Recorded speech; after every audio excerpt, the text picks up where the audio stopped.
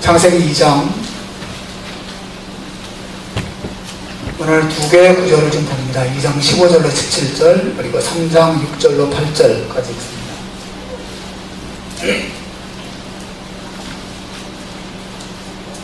자, 2장 15절로 17절 한 절씩 교독하겠습니다. 제가 먼저 15절 읽습니다. 여호와 하나님이 그 사람을 이끌어 에덴 동산에 두사 그것을 다스리며 지키게 하시고 여호와 하나님이 그 사람에게 명하여 가라사대 선악을 알게 하는 나무의 실과는 먹지 말라. 내가 먹는 날에는 정령 죽으리라 하시니라. 자, 3장 6절을 읽으십시오. 여자가 남을 본즉 먹음직도 하고 마음직도 하고 지혜롭게 할 만큼 탐스럽기도 하나니라. 여자가 그 실과를 따먹고 자기와 함께한 남편에게 주매 그도 먹으리라. 이에 그들의 눈이 밝아 자기들의 몸에 벗은 줄을 알고 무화과 나무 잎을 엮어 치마를 하였더라. 그들이 날이 서늘할 때에 동산에 거니시는 여호와 하나님의 음성을 듣고 아담과 그 아내가 여호와 하나님의 낯을 피하여 동산 나무 사이에 숨은지라. 아멘. 우리가 누군가에게 너 조심해 라고 말할 때 그 말은 똑같은 조심해 라고 하는 말도 그 대상이나 경우에 따라 다 다르죠. 학교 출발하는 아이들에게 너 조심해야 돼 이렇게 말할 때 그게 사랑에서 나오는 말이죠. 조심해라, 조심해. 조심해서 학교 다녀와라 이렇게 말하는 거죠. 근데 반대로 여러분이 정말 미워하는 사람, 정말 마음에 안 드는 사람, 그런 사람에게 너 조심해 이렇게 말할 때는 전혀 느낌이 다르죠. 너 다음에 걸리면 죽는다는 거죠. 다음에 안 걸리도록 조심하란 말이죠. 네, 조심해. 여러분, 같은 말도 공갈 협박이 있는가 하면 똑같은 말도 사랑에서 나오는 말도 있죠. 그 중에 하나가 또 너 죽어 뭐 이런 말이죠. 너 죽을 수 있어 라고 하는 말이에요. 여러분, 본문에 하나님께서 아담과 하와에게 너 선악과 따먹으면 죽어, 너 선악과 절대 따먹으면 안 돼 라고 말씀하세요.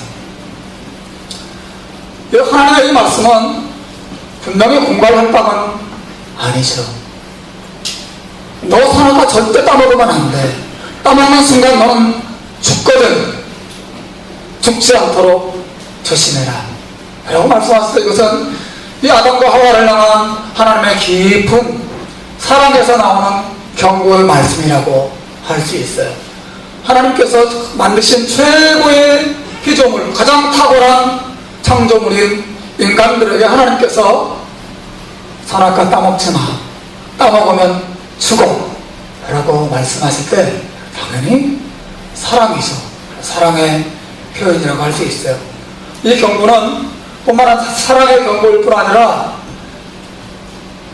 그 사람의 살고 죽는 것을 좌우하는 매우 엄숙한 경고죠.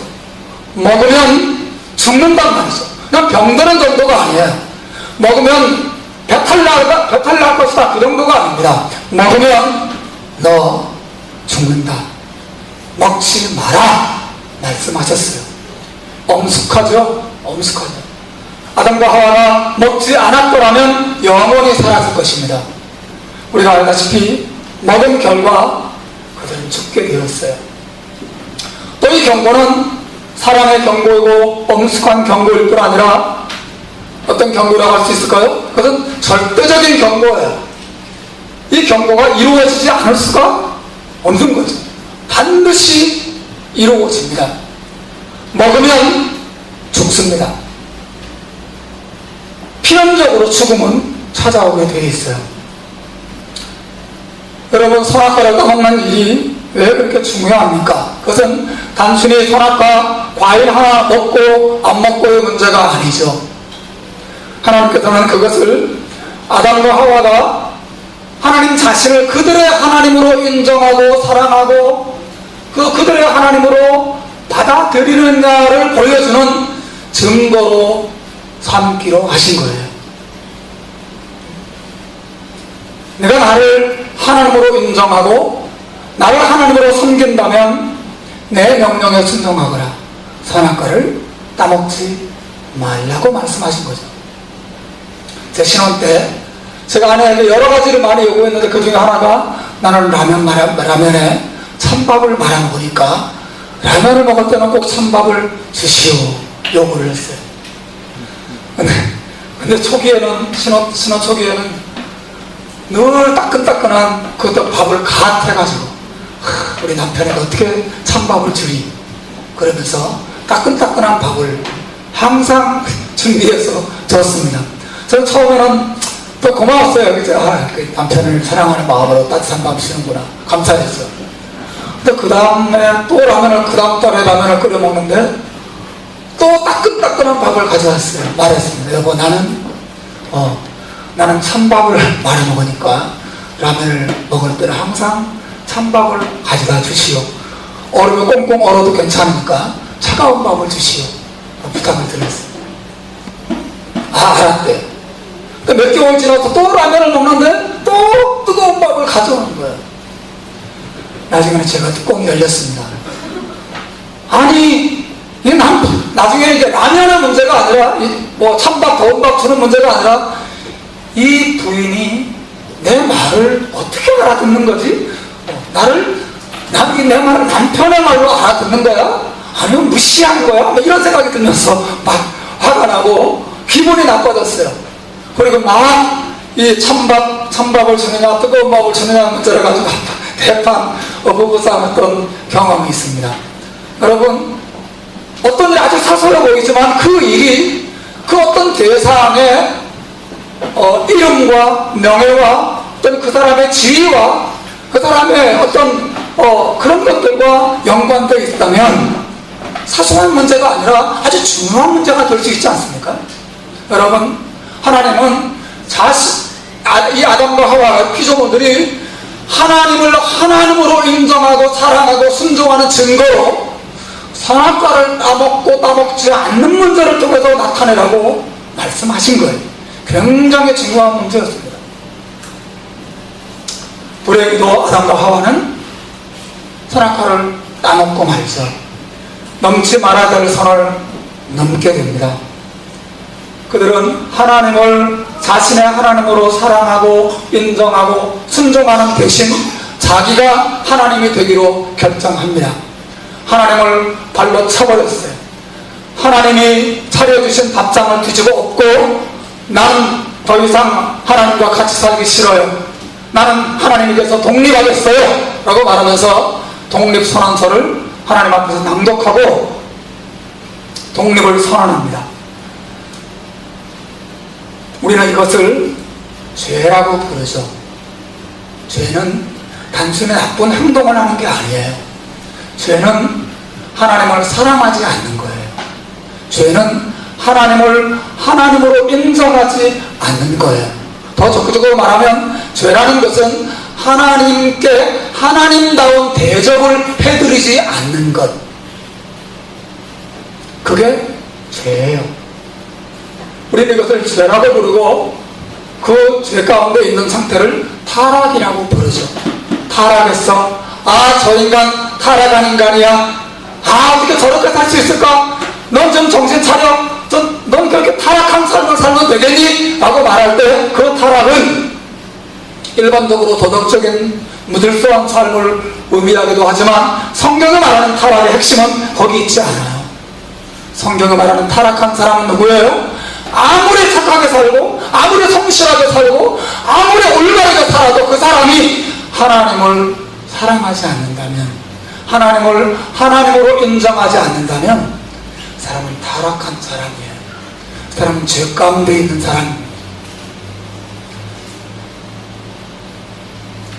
그런데 여러분, 저는 오늘 저의 관심은 타락에 있지 않고 타락의 결과에 있어요. 하나님께서 우리 첫 조상들에게 선악과를 따먹고 죄를 지으면 어떻게 될 것이라고 경고하셨죠? 어떻게 할 거라고요? 너는 정령 죽으리라 말씀하셨어요. 타락의 결과로 죄가 들어왔고 죄의 결과로 세상에 죽음이 찾아왔어요. 오늘 설교의 포인트는 여기 있습니다.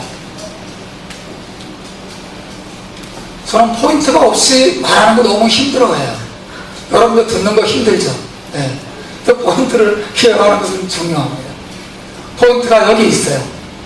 죽음이란 무엇인가 하는 거죠. 너 이거 먹으면 죽어. 먹지 마. 너 죽는다고. 너 죽으면 되겠니? 하나님 말씀하셨어요. 죽음이란 무엇일까요? 물론 그 죽음은 육체의 죽음을 의미하죠. 또 나아가서 영적인 죽음도 의미하겠죠. 하지만 여러분, 이 죽음에는 또 다른 측면이 있어요. 아, 저 사람은 살아있다.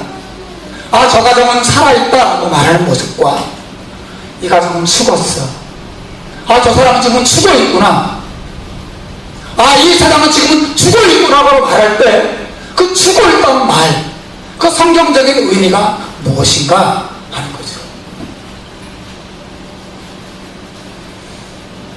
성경이 말하는 죽음의 여러 가지 측면 가운데 하나는 관계가 깨어지는 거예요. 따라서 합시다. 관계에 깨어진. 관계에 깨어진. 관계에 깨어진. 관계에 깨어진. 뭐가 깨어진다고요? 관계가 깨어지는 것. 관계가 깨어지는 상태. 그것이 죽음이라고 성경은 말해요. 아담과 하와가 선악과를 따먹는 순간 세 가지 종류의 관계가 깨지게 됩니다. 첫 번째는 자신과의 관계가 깨져요. 두 번째는 다른 사람과의 관계가 깨집니다. 세 번째는 하나님과의 관계가 와장창 무너져버리고 말아요. 너 선악과 따먹으면 죽어라고 말씀하실 때 그 죽음의 의미 아닌 관계에 깨어짐이 들어있어요.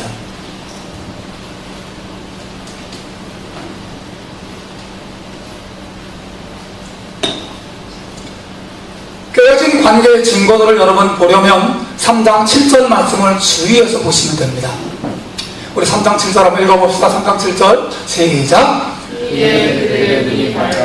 자기들의 몸이 벗은 줄을 알고 무화과 나무 잎을 엮고 치마를 하였더라.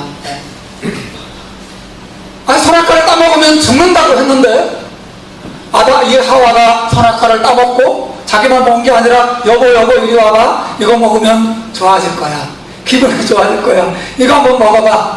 우리가 이거 먹고 눈이 밝아져서 하나님처럼 될 수 있어 라고 말하면서 자기 남편에게도 그걸 줬어요. 아, 부인들이 나쁩니다. 부인들이 그러면 안 되죠. 부인들이 죽으면 혼자 죽든지 왜 남편을 같이 끌고 들어가서 죽었단 말입니까? 이 부인들이 말이죠. 부인들은 아니지. 이 첫 번째 부인이 이 첫 번째 남편을 타락시킵니다. 제 말이 아니라 성경이 그렇게 말했어요. 아담이 먼저 타락하지 않고 하와가 먼저 타락했다고 사도 바울이 말한 것을 보죠. 여러분, 하와가 자기도 따먹고 자기 남편에게도 그걸 줬어요. 이 두 남녀가 선악과를 먹는 순간 가정의 머리 되는 남편도 그것을 먹는 순간 가장 먼저 나타난 현상이 있습니다. 그게 뭐예요? 그들이 독을 먹은 독사과를 먹은 누구죠? 백설공주처럼 그렇게 쓰러졌나요? 아니에요. 그들이 선악과를 먹었지만 멀쩡했어요. 그들은 쓰러져 죽지 않았습니다. 또 갑자기 하나님이 그들에게 오셔서 그들을 번쩍 들어서 지옥불에 쳐넣어서 영적인 죽음을 그들에게 줬나요? 아니에요. 그런 일도 일어나지 않았어요. 분명히 먹으면 죽는다고 말씀하셨는데 아무 일도 일어나지 않았습니다. 단 한 가지 변화가 나타났어요. 그들이 자기가 벌거벗은 것을 보기 시작했다고 성경은 말하고 있어요. 여러분, 여기에 죽음의 의미가 있습니다. 우선 이것은 아담과 하와가 자기와의 관계가 깨어졌다는 것을 말해요. 자기와의 관계가 깨어졌다는 것은 무엇을 말합니까? 그것은 자기 자신을 바라보는 만족과 행복감을 잃어버렸다는 것을 말하는 거예요. 예전에 아담과 하와가 자기를 볼 때 너무 만족했어요. 자기가 너무 마음에 들었어요. 무슨 말인지 아시겠어요? 그들은 선악과를 따먹기 전에 자기 자신이 불편하고 자기 자신의 마음에 안 들었던 적이 없었어요. 자기를 볼 때 너무 기뻤고 너무 아름다웠고 그렇기 때문에 너무 행복했고 너무 만족스러웠어요. 그런데 선악과를 따먹는 순간 이게 뭐야? 내가 왜 이 꼴로 이렇게 있는 거지? 자신에 대한 만족감, 자신을 바라보는 사랑스러움 사라진 거예요. 여러분 제 말 이해하시겠어요? 더 이상 자기가 마음에 들지 않았어요. 이렇게 비유하면 될까요? 우리 아가씨들 여기 많이 있는데 우리 아주머니들도 계시고 다 화장들을 하고 오셨나요? 네? 오늘 아침에 다 이렇게 찍어 바르고 다 변장하고 오셨나요? 네. 여러분 마치 여성들이, 남성들도 마찬가지지만 특히 거울을 보면서 자기의 쌩얼이 마음에 들지 않는다고 느끼는 바가 비슷한 거예요. 이게 뭐지? 눈썹을 좀 그려야 되겠군, 코를 좀 세워야 되겠어, 얼굴을 좀, 피부를 좀 하얗게 만들어야지. 자기의 쌩얼이 마음에 들지 않는 것처럼 아담과 하와가 자기를 바라보면서 자기가 마음에 들지 않았어요. 자기 자신에 대한 욕구, 불만이 솟아나기 시작했습니다. 하나님이 만들어주신 자신의 모습을 바라보면서 자기의 모습을 있는 그대로 사랑하는 마음이 사라졌어요. 여러분, 이것이 자기와의 관계가 깨어진 사람들의 특징이에요. 나는 왜 이럴까? 나는 왜 이 모양이지?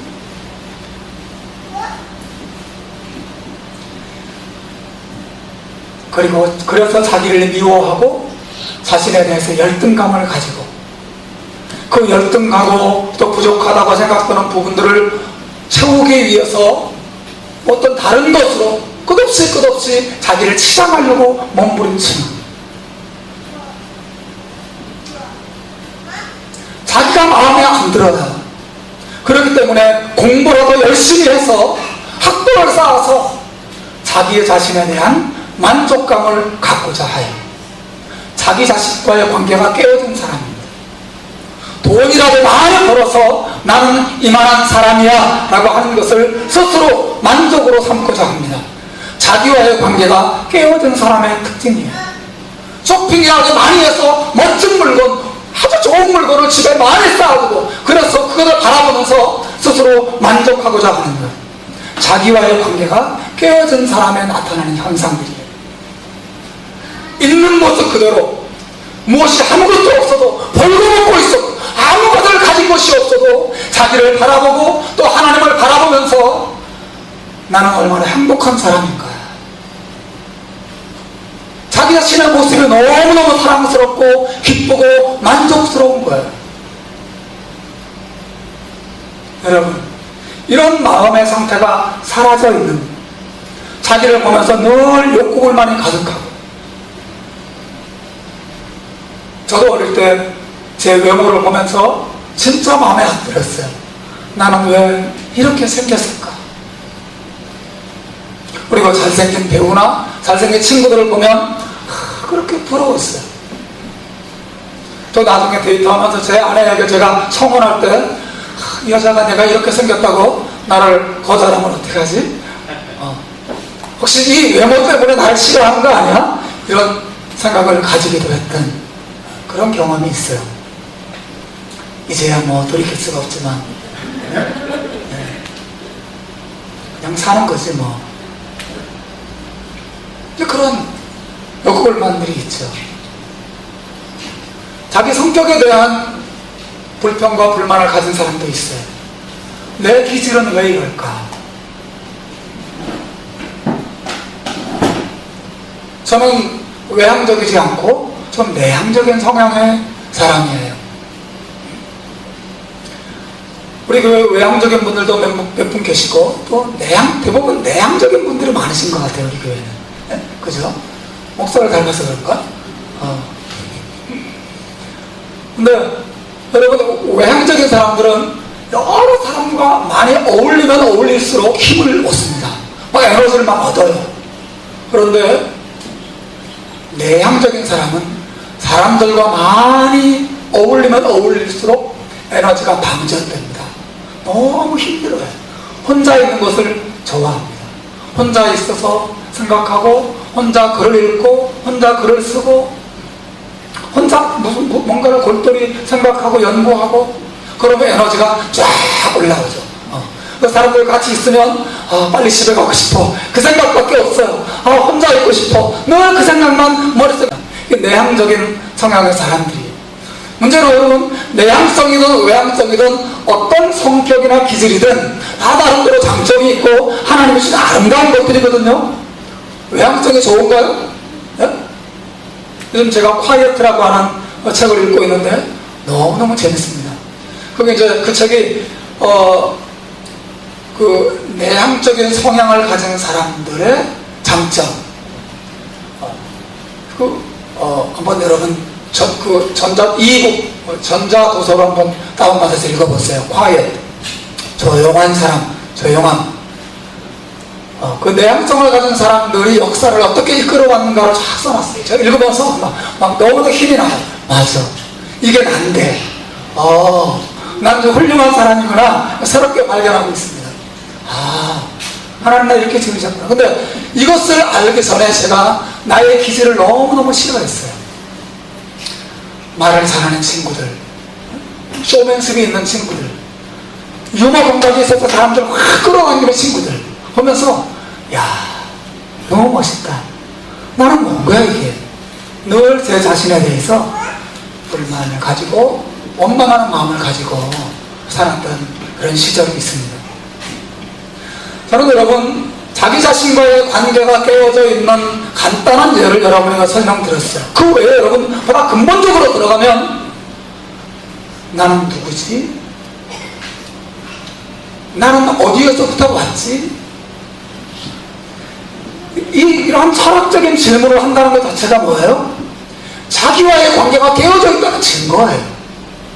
내 인생의 목적은 뭐지? 나는 어디로부터 왔고 어디로 가는 거지? 나는 누구야? 그런 질문을 던지면서 해답을 발견하지 못하고 늘 불안해하고 두려워하고 괴로워하는 것. 자신과의 관계가 깨어진 사람의 특징이에요. 또 외로워. 홀로 있으면 너무 외로워요. 그 왜 그래? 하나님이 나를 이렇게 아름답게 창조하시고 하나님이 나의 하나님이시고 나는 하나님의 자녀요 하나님의 백성이라는 사실에 대한 기쁨과 감사가 그 사람의 마음을 사로잡고 있지 못하는 분명한 증거죠. 늘 외롭고 늘 불안하고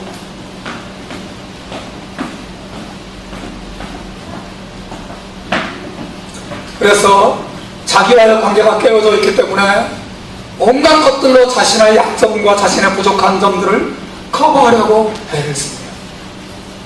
돈을 벌고 공부를 해서 학벌을 쌓고 인맥을 쌓고 또 그도저도 안 되면 자기 자신의 이 부족한 모습을 잊어버리기 위해서 어떻게 합니까? 중독, 마약에 빠져들고 술을 마시고 도박을 하고 이런 중독에 빠져 그러면 그 순간만큼은 자신을 잊어버릴 수 있거든요. 사랑하는 여러분, 자신과의 관계가 깨어진 사람은 절대로 행복할 수가 없습니다. 자신과의 관계가 깨어져 있을 때 하나님이 나를 만드셨다는 사실과 하나님이 나를 사랑하신다는 사실 안에서 내 자신은 너무 기쁘고 행복하고 만족스럽지 않는 상태, 그게 바로 죽음의 상태. 그 사람은 죽어 있는 것입니다. 죽음이라는 것은 다른 게 아니에요. 여러분, 예수 그리스도 안에서 생명을 얻는다고 말할 때 무엇입니까? 우리가 예수를 믿을 때 가장 먼저 확인하게 되는 게 뭐예요? 하나님이 나를 있는 모습 그대로 사랑해 주셨다는 사실을 알게 됩니다. 내가 하나님의 자녀고, 내가 하나님의 작품이고, 내가 곧 하나님의 영광으로 지음받은 자라는 사실을 알게 돼요. 비로소 진정한 의미에서 이기심, 에고이즘 이런 것을 떠나서 성경을 말하는 진정한 의미에서 자신을 사랑하게 됩니다. 감사하게 돼요. 아, 나는 멋지게 하나님이 창조하셨구나. 예수 그리스도 안에서 자신을 사랑하게 되는 거예요. 여기 그것이 생명이에요, 생명. 그 사람은 정말 행복해집니다. 아무것을 가지고 있지 못해도, 자기를 꾸미지 않아도 있는 모습 그대로 자신을 사랑하게 되고 만족하게 되죠. 이런 은혜가 여러분에게 있기를 주의 이름으로 축원합니다. 아멘.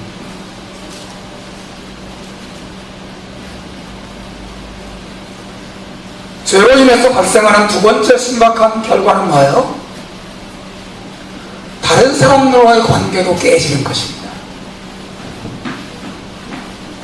다시 한번 본문을 보세요. 7절, 3장 7절 한번 더 하겠습니다. 시작. 이에 그들의 눈이 밝아 자기들의 몸이 벗은 줄을 알고 무화과나무 잎을 엮어 치마를 하였더라 그랬어요. 여러분, 자신의 몸이 벗은 줄을 알게 됐다는 말은 자기 자신에 대한 불만을 가지게 되었다는 것을 넘어서서 남의 눈을 의식하기 시작했다는 것을 의미하는 거예요.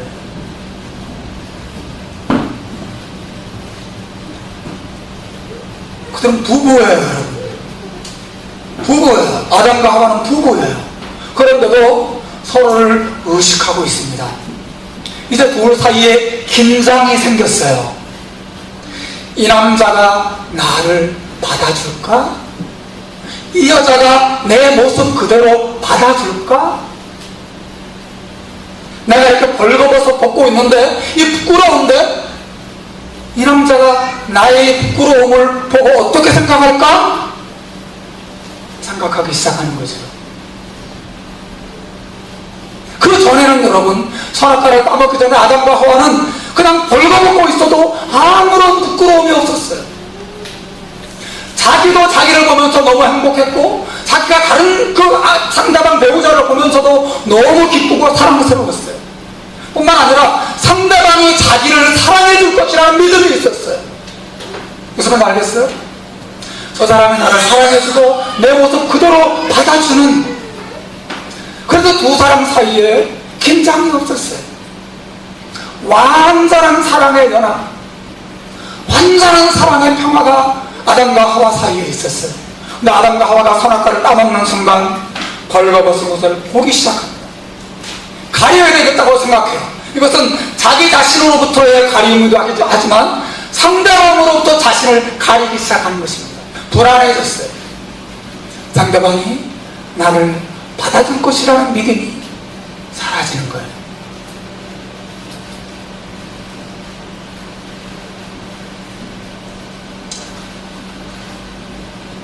사랑하는 여러분,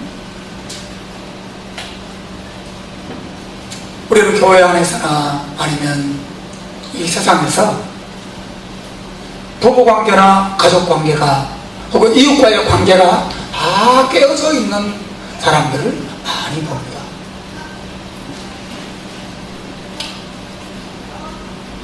그래서 사람과 사람의 사이에 평화가 없어요. 계속 팽팽한 긴장이 있습니다.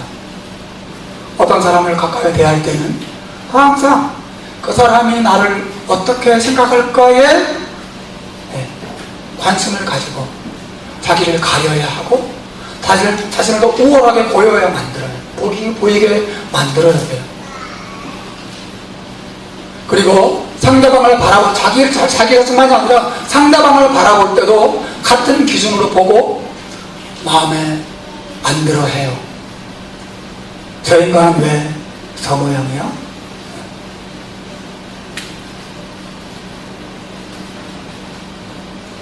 왜 저 사람은 이거밖에 안 되는 거지? 저 사람은 왜 나한테 이렇게 하는 거야? 끝없이 상대방에 대한 미움, 원망, 불평이 가득합니다. 자신에 대해서도 만족이 없고 상대방에 대해서도 만족이 없어요. 또 상대방이 나를 받아주지 않는 것으로 인해서 불안함이 있어요. 끝없는 다른 사람과의 관계 속에도 팽팽한 긴장이 있습니다. 여러분, 이러한 긴장이 많이 무너진 관계가 그나마 부부관계죠. 부부관계입니다. 이 부부관계는 둘 중에 하나예요, 사실은요. 사랑으로 완전하게 연합되어 있어서 가면 갈수록 긴장이 없어지거나, 아니면 세월이 지나면 지날수록 이 긴장이 더 팽팽해져서 결국은 이 줄이 다 끊어져 버리는. 왜? 부부관계는 약점을 자꾸 보여줄 수밖에 없는 관계거든요. 남편이나 아내나 서로 이렇게 서로의 부족한 점, 약점들을 계속 드러낼 수밖에 없는 관계예요. 가장 적나라한 모습을 가장 가까이에서 볼 수 있는 관계가 부부관계죠. 그래서 서로가 서로를 있는 그대로 포용하거나 아니면 받아줄 수 없다고 내치거나, 아니면 또 하나 있어요. 포기하고 살거나. 아, 그렇지 뭐. 네가 뭐 나도 그런데 너도 그렇지 뭐. 그래 그냥 사는 거지 뭐. 이렇게 포기하고 살거나. 여러분, 죽음이라는 것은 뭐예요? 이런 깨어진 관계 속에서 사는 삶이에요. 저는 시드니에서 그런 가정을 너무 많이 알고 있어요. 자기 남편으로부터 끝없는 폭언을 듣고 온갖 욕을 듣고 그리고 구타를 당하고, 남편이 일 갔다가 집에 돌아오는 것이 너무 공포의 시간이에요. 도무지 행복하지 않아요. 관계가 깨질 대로 다 깨져 있습니다. 남편이 아내가 남편을 그대로 사랑해주고 품어주고 용납하지 않는, 그렇게 할 수가 없는 관계 속에서 하루하루 고통하고 눈물을 흘리는 부부들, 그런 가족 관계를 많이 봅니다. 죽음이죠. 선악과를 따먹는 순간 죽을 것이다. 여러분, 자기 자신의 마음이 안 드는데, 자기 자신에 대한 욕구불만으로 가득 차 있는데, 상대방을 통해서 그런 욕구를 좀 채우고 싶은데 상대방이 채워주지도 않고 자신의 약속을 계속 공격하고, 어떻게 되겠어요? 싸우는 거죠. 관계가, 자신과의 관계가 깨어져 있는 사람은 남과의 관계도 반드시 깨지게 되어 있습니다. 만족이 안 돼요.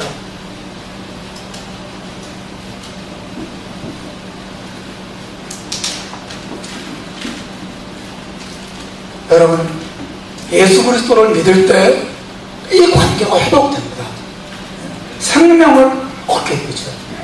예수 믿고 생명을 얻는다는 것은 그냥 혼자서 기쁘고 나중에 천국 올라가고 그런 것만 말하는 게 아니에요. 예수 믿고 생명을 얻는다는 것은 하나님이 나를 있는 그대로 사랑해 주시고 용납하셨다는 사실을 알게 되고, 그 결과 내가 상대방을 사랑하고 품고 그리스도께서 나를 용서하시고 구원하시기 위해 십자가를 지신 것처럼 나도 기꺼이 그 사람을 사랑하고 품을 수 있는 마음을 가지게 되는 거예요. 이게 바로 생명을 얻고 생명을 누리는 상태예요. 부부 관계가, 또 부모와 자녀의 관계가, 또 교회 안에서 성도들 사이의 관계가 아름답게 연합하고 평화가 이루어지는 거죠. 한번 따라서 합시다. 화평 피하는 자는 복이 있나니 화평 피하는 자는 복이 있나니 하나님의 아들이라 일컬음을 받을 것이며, 하나님의 아들이라 일컬음을 받을 것이며. 하나님의 아들들, 하나님의 자녀들의 특징이 뭐예요? 피스메이커, 화평케 하는 것입니다. 나도 하나님과 화목할 뿐 아니라 함께 화목하고 함께 하나되고 함께 연합한 관계를 만들어갈 수 있는 능력을 가진 사람, 하나님의 사랑 때문에, 예수님의 사랑과 은혜 때문에 그렇게 관계를 회복시킬 수 있는 사람. 반대로 여러분 교회 안에 관계를 깨뜨리는 데 일조하는 사람들이 많지요. 정말 많지 않습니까? 함부로 말하고 함부로 행동하고 관계를 도무지 소중히 여기지 않아요. 여러분, 신앙생활에서 정말 중요한 것은 관계를 생명처럼 여기는 것입니다. 아니, 관계가 곧 생명이에요. 관계가 곧 죽음이 되기도 하고 관계가 곧 생명이 되기도 합니다. 아담과 하와의 경우를 보세요. 너 그거 먹는 순간 죽는다고 말했어요. 그러자 자식과의 관계가 깨지고 배우자와의 그토록 사랑했고 내 뼈 중에 뼈, 내 살 중에 살이라고 사랑을 고백했던 그 남편의 입에서 이 여자가 나에게 선악과를 줬습니다라고 말하는 아내를 가리켜서 이 여자라고 말했어요. 죄송합니다. 이 여자라고 말했어요. 이 여자가. 여러분, 관계가 깨졌어요. 더 이상 my lovely wife가 아니었어요. 나를 해롭게 하는 여자, 내게 아픔을 주는 여자, 내 인생을 망친 놈, 그렇게 되는 것입니다. 관계가 깨져버렸어요. 죽음이 온 거죠. 죽음이에요. 아무리 큰 집에 살아 뭐합니까? 관계가 깨졌어요. 행복하지 않습니다.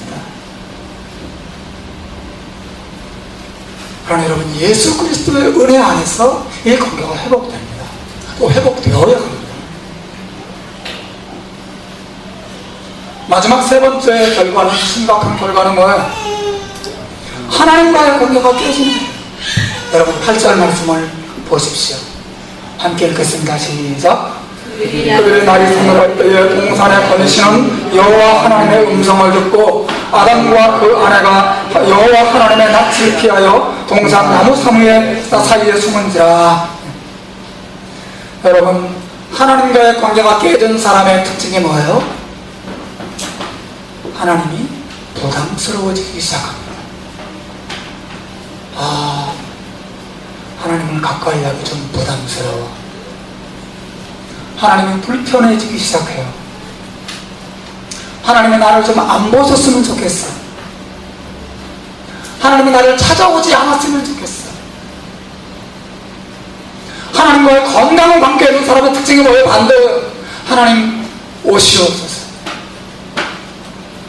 하나님 이 자리에 찾아와 주옵소서. 하나님 이 사역의 기간 동안은 내게 찾아와 주시고 나를 더 깊이 만나 주시고 내가 하나님과 관계 속에서 은혜를 누리게 하옵소서. 그게 영적으로 하나님과의 건강한 관계에 있는 사람의 특징이에요. 하나님 그만 다가오세요. 아직 멀리 계세요. 하나님 다가오면 부담스러워 죽겠어요. 죄도 자꾸 생각나고요. 하나님을 가까이 하면 자꾸 내가 뭔가 하나님 나에게 달라고 할까봐 하나님이 부담스럽기도 하고 끝없이 하나님이 불편해요. 하나님과의 관계가 깨져 있어요. 왜 그래요? 하나님의 사랑과 하나님의 은혜와 하나님의 선하심에 대한 믿음이 깨졌기 때문에 그래요. 여러분이 하나님이 얼마나 위대하시고 얼마나 선하신 분인지, 예수 그리스도의 십자가를 주실 만큼 우리를 사랑하신 그 하나님의 사랑이 얼마나 영광스러운 것인지 여러분이 안다면, 여러분 하나님을 가까이 하지 못하고 오히려 안다름이 할 거예요. 하나님 자신을 향한 하나님의 사랑, 우리 자신을 향한 하나님의 무한한 은혜, 하나님의 선하심에 대한 믿음과 신뢰가 흔들리고 무너졌기 때문에 하나님 그렇게 사랑스럽지 않아요. 기다리지 않고 기대하지 않습니다. 하나님 오면 도망가요. 숨어요. 여러분, 얼마나 불행한 일이에요. 이 관계도 예수 그리스도 안에서 회복됩니다. 하나님이 그리스도 안에서 자신을 사랑했다는 사실을 믿는 사람들, 하나님의 선하심을 알게 되죠. 그리고 하나님을 사랑하게. 하나님, 우리를 향한 하나님의 뜻은 따라서 분명하죠. 하나님은 우리가 예수 그리스도의 사랑과 은혜 안에서 온전히 하나 되는 것을 원하세요. 온전히 연합하고 모든 관계가 원만해지고 평화로워지고 화목하게 되는 것입니다. 여러분, 요한복음 17장 22절 스크린에 있죠? 한번 읽어볼까요? 시작. 내게 주신 영광을 내가 저희에게 주었사오니 이는 우리가 하나 된 것 같이 저희도 하나가 되게 하려 함이니. 하나님이 제게 주신 영광을 내가 이 제자들에게 주었습니다. 무슨 말이에요? 예수님에게 있는 영광이 뭐예요? 예수님에게는요, 사랑의 영광이 있었어요. 예수님의 사랑은 영광스러운 사랑이었어요. 또 예수님의 지혜는 영광스러운 지혜, 예수님의 능력은 영광스러운 능력이에요. 하나님 자신의 영광을, 똑같은 영광을 자기 아들에게 주셨어요. 예수님은 그 영광을 우리에게 보이시고 우리에게 나누어 주셨어요. 그래서 사랑을 알게 하시고 은혜를 알게 하시고 구원을 알게 하셨어요. 왜 그 영광을 우리에게 주셨죠? 무엇하게 하려고? 이는 저희도 우리가 하나 된 것 같이 저희도 하나가 되게 하려 함이니이다. 여러분, 예수 그리스도 안에서 하나가 된 교회가 행복한 교회인 줄로 믿습니다. 예수 그리스도 안에서 하나가 된 가정, 하나가 되는 부부, 예수 그리스도의 은혜 안에서 하나가 된 온 세상, 거기 천국이고 거기에 생명이 있습니다. 초대교회를 보세요. 사도행전 2장을 보시면 그들에게 성령이 임하고 예수님의 은혜가 그들 안에 가득하게 되자 어떤 역사가 있었어요? 온 공동체가 하나가 되기 시작했습니다. 그들이 날마다 성전에 모이고 날마다 가정에 모여서 함께 서로 말씀을 나누고 은혜와 사랑을 나누면서 정말 은혜와 사랑 안에서 온전한 공동체가 되었어요. 심지어 자신의 재산을 다 팔아서 서로에게 나누어주면서 그렇게 서로를 사랑하고 그렇게 섬겼습니다. 여러분, 여기 생명의 역사가 나타나고 있어요. 살아있다는 것, 예수 믿고 나는 생명을 얻었다는 것, 그건 뭐예요? 나 죽어도 지옥 안 가, 그거예요? 아니에요. 예수 믿고 생명을 얻었다는 것은 나와의 관계, 남과의 관계, 또 가정 안에서의 관계, 교회 안에서의 관계, 하나님과의 관계가 온전하게 회복되는 것을 말해요. 그게 생명을 누리는 것이에요. 저는 오늘 마지막 세 번째로 이 사경회를 위한 설교를 오늘 마칩니다. 우리가 사경회를 통해 기대해야 될 축복이 저는 여기 있다고 믿습니다. 하나님, 우리를 서로 하나가 되게 하옵소서. 우리 가정을 회복시켜 주옵소서. 우리 교회 안에 하나님의 말씀과 은혜로 인한 온전한 연합이 있는, 서로 하나 되는 기쁨과 행복이 가득한 교회가 되게 하옵소서. 저는 기가 막혀요. 교회에 올 때마다 많은 사람들이 자기가 하나님으로부터 은혜 받는 일에만 관심이 있고 옆에 있는 사람과의 관계, 그들과 더 깊은 관계를 맺으려 하지 않고 그냥 나는 나지, 가까이 다가오지 마세요, 나도 가까이 다가가지 않고 관계를 소홀히 여기고 너무 마음 아픈 신자들을 많이 봤어요. 우리 교회는 아무도 없는 줄로 압니다. 정말 우리 교회는